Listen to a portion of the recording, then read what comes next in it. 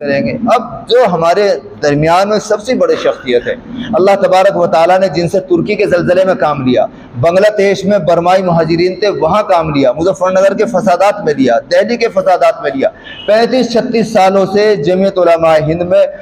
مظلوموں کی مدد کرنے کے لیے اللہ تبارک و تعالیٰ نے قبول کر رکھا ہے۔ حضرت مولانا حکیم الدین صاحب قاسمی، حضرت فدائے ملت کے تربیت یافتہ، ان کے خادم خاص حضرت مولانا اسد مدنی نور اللہ مرقدہ کے سفر و حضر کے ساتھی، اسی طرح ہمارے درمیان میں حضرت مولانا عبداللہ صاحب قاسمی جمعیت یوتھ کلب کے سیکریٹری، وہ بھی حضرت فدائے ملت کے محبوب نظر۔ یہ دو بڑی شخصیتیں، اور یہ صرف ہندوستان کی شخصیت نہیں ہے، اللہ تبارک و تعالیٰ ان سے دوسرے ملکوں میں بھی کام لے رہا ہے۔ تو یہ حضرات، آپ حضرات سے کچھ گفتگو کریں گے، بڑی جو ملک کے حالات ہیں، قدم قدم پر ایسی خبریں ملتی ہیں کہ آپ لوگ تصور نہیں کر سکتے۔ ابھی جس گاؤں میں جاؤ وہیں پتہ چلتا ہے کہ بھئی یہاں اس گاؤں سے 2 بچیاں غیر مسلموں کے یہاں چلی گئی، فلاں مرتد ہو گیا، فلاں کا معاملہ یہ ہو گیا۔ آپ یہ بتائیے، جس ایمان کو بچانے کے لیے آپ حضرات نے اتنی بڑی بڑی صعوبتیں اٹھائی، ہمارے اکابر نے اس ایمان کو بچانے کے لیے اپنی جان کی پرواہ نہیں کی۔ نبی پاک علیہ الصلوۃ والسلام نے اس کلمے کو بلند کرنے کے لیے رشتہ داریوں کو، چچا کو، سرداری کو سونے کے پہاڑ پر لات مار دی۔ کہا گیا تھا نا کہ کیا چاہیے؟ سرداری چاہیے، ہمارے سب کے سردار بن جاؤ، لا الہ الا اللہ والی بات چھوڑ دو کہ اچھا اگر تمہیں دولت چاہیے تو جتنی دولت چاہیے وہ دے دیتے ہیں۔ مگر اللہ تبارک و تعالیٰ نے نبی پاک علیہ الصلوۃ والسلام کو اپنے پیغام کے لیے بھیجا تھا، تو اللہ کے نبی نے کیسی کیسی تکلیفیں اٹھائی اور کتنا صبر کیا، کس کے لیے؟ اس ایمان کو بچانے کے لیے کہ مرتے دم تک یہ ایمان صحیح سلامت چلا جائے۔ پھر بعد کے ادوار دیکھیے، حضرت بلال حبشی نے کیسے ظلم و ستم سے، حضرت سمیہ رضی اللہ تعالی عنہا کے ساتھ کیا نہیں کیا گیا۔ پھر بعد میں دیکھیے، پھر اب قریب میں دیکھیے، پھر انگریزوں کے زمانے میں دیکھیے کہ علماء کرام کی کس طرح لاشیں لٹکا دی گئی، صرف داڑھی رکھنے پر، لمبا کرتا پہننے پر، ایک مسلم شعار رکھنے پر۔ پھر موجودہ دور کو دیکھیے، آپ کی اذانیں پسند نہیں، آپ کی داڑھیاں پسند نہیں، آپ کے اجتماعات پسند نہیں، آپ کے مدرسے پسند نہیں، آپ کا یہ اسلامی ماحول پسند نہیں۔ ایسے ماحول میں آپ حضرات اللہ کے نبی محمد مصطفیٰ صلی اللہ علیہ وسلم کی سنتوں کو اپنے چہروں پر اور اپنے بدن پر سجائے ہوئے ہیں، تو انشاءاللہ اللہ تبارک و تعالیٰ کے آپ لوگ محبوب لوگ ہیں، یہ قربانی ہے۔ اور اسی لیے ہے کہ مرتے دم تک ایمان کے ساتھ اللہ کے حضور جانا ہے۔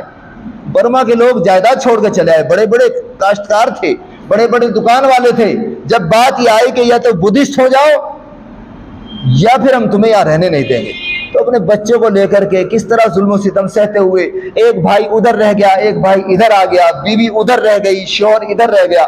صرف ایمان بچانے کے لیے انہوں نے خیر آباد کہہ دیا۔ ورنہ ان کے بھی کھیت کھلیان تھے، اعلیٰ قسم کے لوگ تھے۔ ان کے بچوں کا قرآن سنو تو ہمارے بچوں سے اچھا قرآن پڑھتے ہیں،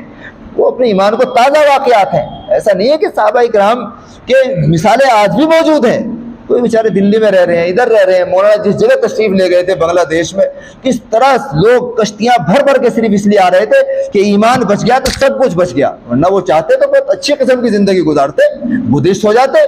انگریز کے زمانے میں ہمارے اکابر چاہتے تو عیسائی ہو جاتے، اعلیٰ قسم کے منصب ملتے، سرداری ملتی، مگر یہ دولت آپ لیے بیٹھے ہیں۔ اللہ تبارک و تعالیٰ نے اس دولت سے جو نواز رکھا ہے، نہ دنیا اور کی کوئی بھی بڑی سے بڑی دولت اس کے سامنے ہیچ ہے۔ دعا کریں اللہ تعالیٰ اس دولت کے ساتھ بارگاہ میں جانے کی توفیق عطا فرمائے، مرتے دم تک یہ کلمہ نصیب ہو، اور اس کے تقاضوں کو زندہ رہتے ہوئے پورا کرنا ہے کہ نبی علیہ الصلوۃ والسلام کے دین کو پھیلانے کے لیے کوئی اپیل ہوگی، حاضر۔ اللہ تبارک و تعالیٰ کا کوئی حکم ہوگا، چاہے جان والا ہو چاہے مال والا ہو، حاضر۔ تو سمجھو ایمان طاقتور ہو رہا ہے۔ اور اگر سوچ رہے ہیں، اور اگر سوچ لیا، جان پر بنائی تو سوچ لیا، مال پر بنائی تو سوچ لیا، تو ایمان ابھی طاقتور نہیں ہو رہا ہے۔ مسجد میں بھلے 5 وقت آ رہے ہیں،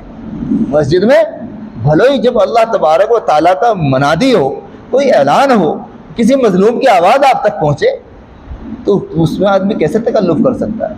تو انشاءاللہ اس والے مشن کو 2 باتیں بتائی، یہاں جو موجود ہے ہر آدمی ممبر بن کے جائے گا، گھر میں جتنے افراد کو اللہ تبارک و تعالیٰ نے کمانے کی توفیق دی ہے، جب فون نمبر ہوگا تو ہمارا آدمی رابطہ کرے گا، آپ اپنی ثواب چیز سے صرف مہینے کے 100 روپے دینے ہیں۔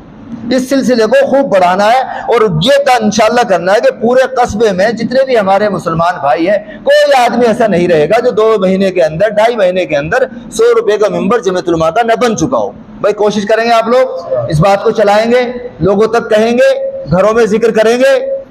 وآخر دعوانا الحمدللہ رب العالمین.